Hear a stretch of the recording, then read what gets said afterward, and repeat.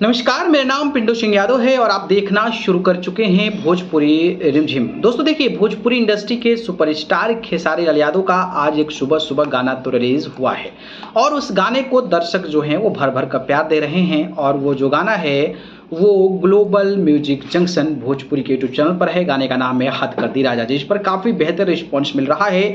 लेकिन इस कड़ी में मैंने देखा कि खेसारी लाल यादव के जो पूर्व मैनेजर विवेक सिंह हैं, उन्होंने एक इंटरव्यू दिया है और इस इंटरव्यू में जो बातें कही है, मुझे लगता है कि आप सभी को वो बातें सुननी भी चाहिए, जाननी भी चाहिए और उसके बारे में चर्चा कहीं ना कहीं लोग कर रहे हैं। तो मुझे भी लगा कि ये बातें होनी चाहिए ताकि जो ट्रांसपेरेंसी है, जो चीज़ें हैं ना, वो सामने आप सभी के बीच में आ जाए।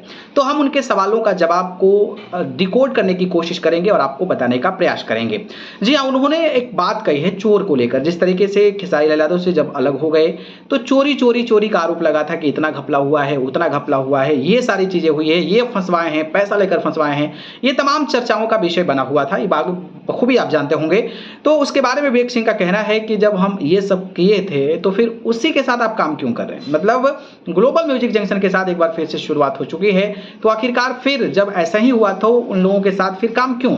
तो इनका ये जो है कहीं ना कहीं जवाब है विवेक सिंह का। इसके अलावा फैमिली खराब को लेकर, फैमिली जो है विवेक सिंह के फैमिली को लेकर कई बातें कही उन्होंने कि मैं फैमिली खराब किया गया है और मैं इस चीज़ को जो है बिल्कुल भी नहीं भूलने वाला हूं और मैं पागल हूं, भड़कूंगा तो पूरा पिटारा खोल दूंगा। यानी कि जिस तरीके से उनकी फैमिली को लेकर बातें हुई, उसको लेकर विवेक सिंह के अंदर अभी भी जो वो गुस्सा है ना, वो अभी भी कायम है। और उनका ये कहना है कि मैं इसको कभी भी नहीं भूलूंगा और जब मैं गुस्सा होऊंगा, पागल की तरफ भड़कूंगा तो फिर मैं पिटारा खोल दूंगा। तो उन्होंने बातें कही है।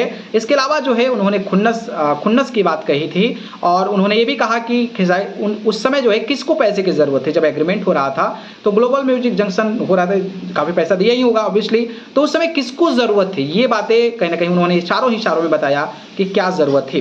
वहीं बात करें तो उन्होंने टीम को लेकर, देखिए भोजपुरी इंडस्ट्री में खेसारी लाल यादव की टीम को लेकर चर्चाएं होती है, तो टीम को भी लेकर उन्होंने बातें कही। उन्होंने कहा कि जिसके साथ हमने खाया, बैठा, पिया जो है, तो हमने अगर खराब भी किया तो खेसारी लाल यादव खराब किया। टीम वालों को क्या ज़रूरत थी इस तरीके की चीज़ें करने की। तो कोई चीज़ें हो रही होगी जो जिनसे उनको उम्मीद नहीं थी और उनको ये लग रहा था कि ये उम्मीद नहीं थी, लेकिन टीम वालों ने उनके साथ इस तरीके का सलूक किया। तो वहीं उन्होंने ये भी कहा कि खेसारी लाल यादव के साथ अगर उनके टीम के सदस्य लोग हैं तो उनका दायित्व होता है कि वो उनको कंफर्ट जोन में रखें, सुरक्षित जोन में रखें, उनको किसी भी प्रकार का डिप्रेशन ना दें, टेंशन ना दें। तो मैनेजर विवेक सिंह का कहना था कि भैया उनको लोग जो है वीडियो दिखाते हैं कि भाई देखियो ये बोल दिया, वो बोल दिया, ये बोल दिया, ऐसे बोल दिया, तो ऐसा बिल्कुल भी नहीं करना चाहिए। खेसारी लाल यादव सुपरस्टार हैं और उनका एक दायित्व नहीं बनता है कि हर यूट्यूबरों को और इन चीज़ों को जो है वो कहीं ना कहीं अपना रिएक्शन देते रहें। तो ये चीज़ें उन्होंने बहुत अच्छी कही है। मुझे लगता है कि इन चीज़ों पर ध्यान बिल्कुल भी नहीं देना चाहिए एक सुपरस्टार्स को, क्या बोला जा रहा है, क्या नहीं बोला जा रहा है,